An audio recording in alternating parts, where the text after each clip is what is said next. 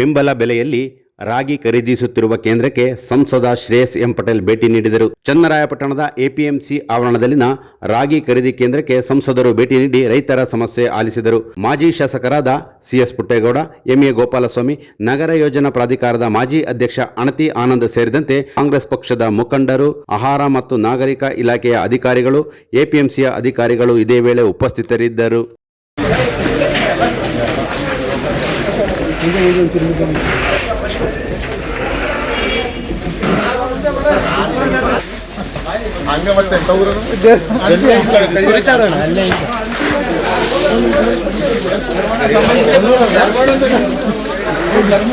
ಆಗಿದ್ದಾವೆ ಖಾಲಿ ಮಾಡಕ್ಕೆ ಅನುಮತಿ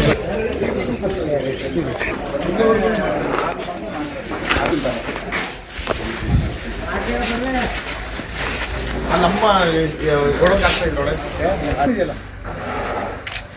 ಓಪನ್ ಇದೆ ನೋಡ್ಬಿಟ್ಟು ರಾಗಿ ಓಪನ್ ಇದೆ.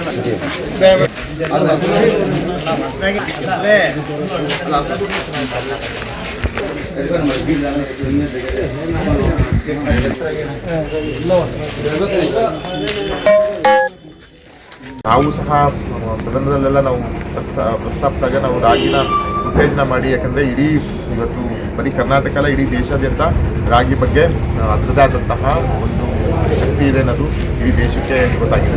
ಹಾಗಾಗಿ ರಾಗಿ ಬೆಳೆನ ಪ್ರೋತ್ಸಾಹ ಮಾಡುವಂಥ ಕೆಲಸವನ್ನು ರಾಜ್ಯ ಸರ್ಕಾರ ಆಗಿರ್ಬೋದು, ಕೇಂದ್ರ ಸರ್ಕಾರ ಎಷ್ಟು ಒತ್ತನ್ನು ರಾಗಿ ಬೆಳೆಗಾರರಿಗೆ ರಾಗಿ ಬೆಳಲಿಕ್ಕೆ ಕೊಡಬೇಕು ಅಂತ ನಾನು ಸಹ ಒಂದು ಮನವಿಯನ್ನು ಮುಂದೆ ತಿಳ್ಕೊಳ್ಳಿ ಮಾಡ್ತೀನಿ. ಹಾಗಾಗಿ ಒಂದು ಉತ್ತಮವಾದಂತಹ ಕಾರ್ಯವನ್ನು ಇವತ್ತು ರಾಜ್ಯ ಸರ್ಕಾರ ಹಮ್ಮಿಕೊಂಡಿದೆ. ಇದನ್ನು ಸದುಪಯೋಗಪಡಿಸ್ಕೊಳ್ಳೋಕ್ಕೆ ರೈತರು ಸಹ ತಾಳ್ಮೆಯಿಂದ ಅವರು ಹಾಕೊಂಡಂತಹ ದಿನದಂದು ಬಂದು ಇಲ್ಲಿ ವಿತರಣಾ ಕೇಂದ್ರದಲ್ಲಿ ಎಲ್ಲ ಜನಜಂಗುಳಿ ಆಗಿದೆ. ಆಯಾ ದಿನದಲ್ಲಿ ಬಂದು ತಮ್ಮ ರಾಗಿಯನ್ನು ಬಿಡುವಂಥ ಕೆಲಸವನ್ನು ಮಾಡಬೇಕು ಅಂತ ಮನವಿಯನ್ನು ಮಾಡ್ತೀವಿ. ಮಾಧ್ಯಮದಲ್ಲಿ ಸುಮಾರು ನಮ್ಮ ಚನ್ನಪಟ್ಟಣ ತಾಲೂಕಿನಲ್ಲಿ 6 ವಿತರಣಾ ಕೇಂದ್ರಗಳು, ಪ್ರೊಕ್ಯೂರ್ಮೆಂಟ್ ಕೇಂದ್ರಗಳಿದ್ದು ನಮ್ಮ ಚನ್ನರಾಯಪಟ್ಟಣ, ನಮ್ಮ ಬೂಕ ಹಾಗೂ ನುಗ್ಗೇಹಳ್ಳಿ, ಬಾಗೂರು, ಶ್ರವಣಬೆಳಗೊಳ, ನಮ್ಮ ಉದಯಪುರ ಮತ್ತು ಇನ್ನೊಂದು ಬಾಗೂರು ಅಲ್ಲ, ಈ ಸಾಲಲ್ಲೇ ಬೂಕನ ಬೆಟ್ಟದಲ್ಲಿ ಪ್ರೊಕ್ಯೂರ್ ಮಾಡ್ತಾ ಇರೋದು ಹಾಗೂ ಬಾಗೂರು.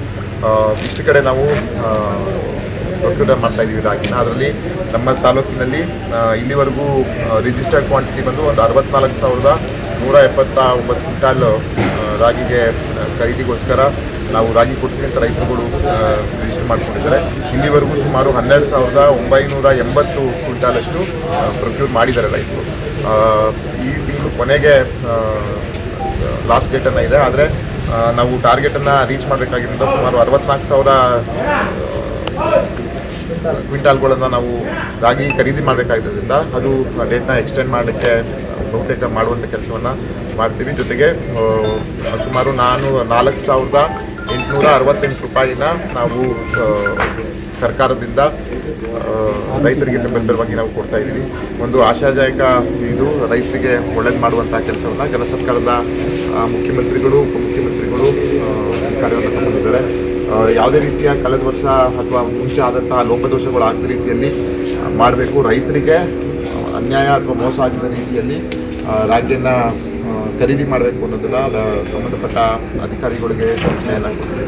ಹಾಗಾಗಿ ರೈತರು ಸಹ ಒಳ್ಳೆಯ ಉತ್ತಮವಾದಂತಹ ರಾಗಿಯನ್ನು ತಂದು, ನಾನು ಸಹ ರಾಗಿಯನ್ನು ಪರಿಶೀಲಿಸಿ ನೋಡಿದೆ, ಉತ್ತಮವಾದಂತಹ ರಾಗಿಯನ್ನು ಖರೀದಿಗೆ ಕೊಡ್ತಾ ಇದ್ದಾರೆ. ಹಾಗಾಗಿ ತಾಲೂಕಿನಲ್ಲಿ ಚೆನ್ನಾಗಿ ಬರ್ತಾ ಇದೆ.